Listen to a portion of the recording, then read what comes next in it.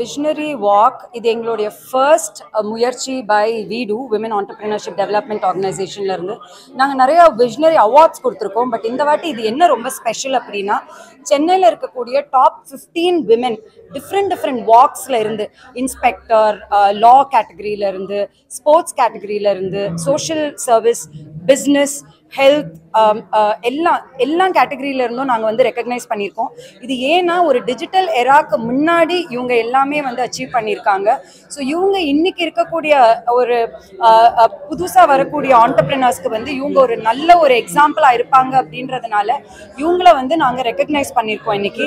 And இது இங்கே மட்டும் இல்லை, மல்டிபிள் சிட்டியில் நடக்க போகுது இந்தியாவில். அண்ட் வேறு கண்ட்ரீஸ்லையும் இதே கான்செப்ட் நாங்கள் எடுத்துகிட்டு போகிறோம்.